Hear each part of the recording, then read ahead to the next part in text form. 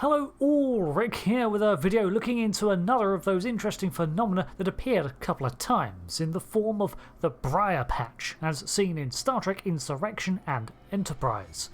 The Briar Patch was the name given to it by Dr. Arik Soong, which stuck with Starfleet terminology to an area of space that was riddled with various densities of gas and nebula. Both Starfleet and the Klingon Empire were aware of the expansive cloud and the fact it shrouded several star systems within. The Klingon name for it was Klacht, Brakt, and as of the mid-22nd century it was not fully mapped out by any power. The Klingon Empire laid claim to a star system called Klacht, Brakt. However, this has been later removed from canon when the Briar Patch and the Klingon term were combined. The lack of exploration is primarily due to the difficult nature of navigating through the dense space and the limitations on mapping techniques it imposed. The area was formed millennia ago from the remnants of supernova, including stellar clouds and irradiated material. A large portion of this radiation was metaphasic, alongside other forms, and posed further hazards to both sensors and the health of unprotected vessels. The Briar Patch is located in the Alpha Quadrant, Sector 441. This gives little context, so it is just galactic southeast of Riser, north of Station K7, and by the 24th century was firmly within the Federation territory. However, it has seen much Klingon involvement before being swallowed up by expanding UFP borders, and during the 23rd century it was considered Klingon space. With the size of the Briar Patch, it encompasses several systems, some of which are inhabited by various people. These systems included SNC 461206, 2 stars, UFC 8177 and 9364, a quasar, QSR 390021, a supernova remnant, SNR 093120, and NGC 2812. This last one, however, shares its name with a real lenticular galaxy, so we can assume that this must be in reference to something else, or the galaxy is merely viewable beyond the Briar Patch and used for navigation.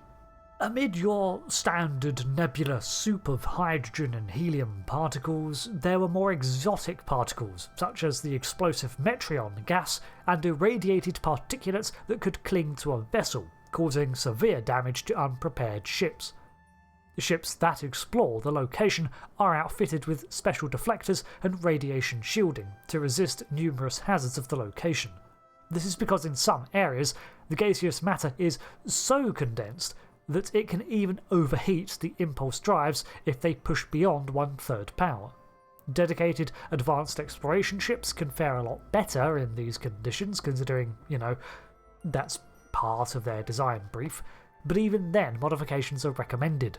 Some of the earliest colonists were people like the Baku, who arrived in the system in the 18th century via warp drive and settled a ringed planet which offered shelter from the radiation. While living there, they discovered that the planet was not only safe, but actually interacted with the radiation in such a way that it reversed cell damage. The patch became a haven for ships that wished to avoid detection and were willing to risk a prolonged stay there. And Klingon ships have been cautiously probing around the area as their borders expanded. By the year 2154, the Klingons were still engaged in mapping the area, however encountered troubles upon stumbling into the path of human augments created by Soong. This is because upon stealing augment embryos, Arik Soong had fled to the Briar Patch under his own purview to use it as a hiding place to continue his research into human genetics. The Starfleet began exploring the zone in the wake of the Enterprise's missions to capture Soong and stop the augments. However, Starfleet withdrew from most initiatives in charting the Briar Patch as the Klingon presence increased over the decades. This only increased even more during the 2250s when the Klingon UFP war erupted. However, the area was treated less as territory to be utilised and more of a natural impasse to ships.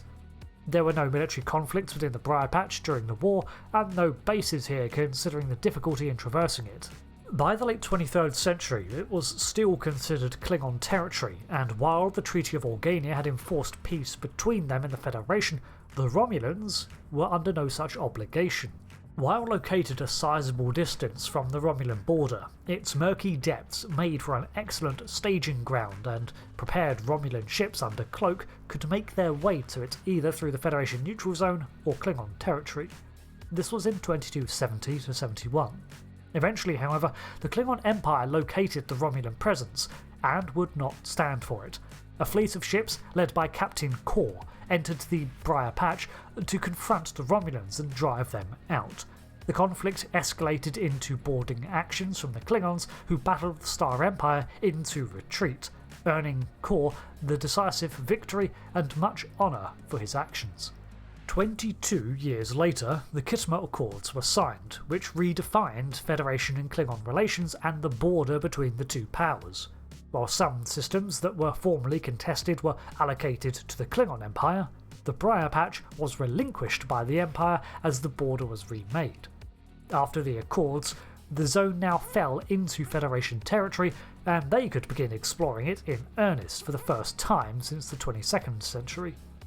It was during this time that Starfleet made first contact with the Sonar, a species who showed great interest in the Briar Patch, and while they settled outside of its borders, they continued to delve into and patrol its depths, as well as surrounding planets such as Tarlac and Elora. These worlds were subjugated by the Sonar, and they began to head towards the Cardassian border in search of more colonies. This brought them into contact with the Dominion during the Dominion War, and the Sonar allied with them. Once more, Starfleet's exploration efforts into the Briar Patch were hampered by this alliance. The terms of the Sonar-Dominion alliance are not truly fully understood, but both species practiced extensive genetics programs. While the Sonar became manufacturers of Ketracel White for the Dominion, it is suspected that the Dominion shared knowledge of genetic engineering and potential settlement sites for the Sonar. With hindsight, the Sonar may have been seeking a way to restore and prolong the longevity that their former Baku home had offered them. However, during the war in 2375, Starfleet reached out to the Sonar to create a new treaty, eager to diffuse as much animosity as possible. Part of this new deal was that Starfleet would aid in the recolonisation of the Briar Patch, but there were many in Starfleet who were displeased at any form of partnership with a species that practiced slavery. Despite this, Sonar continued to support the Dominion, while now also working alongside Starfleet to get everything they had wanted. However, it allowed Starfleet into the Briar Patch once more, where they made a startling discovery under the purview of Admiral Doherty. The Sonar had shown them a planet, Baku, and its regenerative powers, and convinced the Admiral to forcibly relocate to Baku, and in return, both the Sonar and Starfleet would be able to use the healing properties of the planet. This, of course, was thwarted in Star Trek Insurrection. This is where canon left the Briar Patch, but Apocrypha states that in the wake of this event, Starfleet Command, perhaps not quite aware of the scope of Doherty's plans, changed tact, and instead established Outpost 40 near the Baku world. This was to preserve and aid in the reintegration of Sonar and Baku peoples, but was the site of another Sonar attack in 2376 as they tried to forcibly invade Baku. Star Trek Online also shows an alternate future where the Klingon Empire and Starfleet end up at war once again, and a joint Sonar-Klingon prison colony was established in the patch under House Talk. So there we have it, the lore and history of the Briar Patch, a surprisingly influential patch of hazards that has been in Klingon hands and Federation while attracting the interest of Romulans, Sonar and Dominion forces at various times. Its natural hazards make it a tempting hiding spot, but even in these cases, the continual, almost corrosive effects of the radiation and the wear of ships' engines lead to a reluctance to do so. Strangely, it also seems to have continual ties to genetics, both as the hiding place for the Soong augments and then the Sonar attempts to extend their own lifespans and seize their former world. The healing properties of the Baku homeworld are now known to Starfleet, but they're intent on allowing the Baku to govern access to the planet, but probably will continue to make inquiries as, if they can use it occasionally. Unlike the Badlands or many other phenomena, this region is relatively free of subspace shenanigans and basically just a very dense and temperamental nebula with a lot of exotic radiations and particles. Given another eon or so, it will likely coalesce into some interesting new stars and probably new phenomena, but that's well beyond the lifespan of the Federation. Thanks for watching this breakdown on the Briar Patch. I've been Rick, and I'll see you later for another lore video. Until then, goodbye.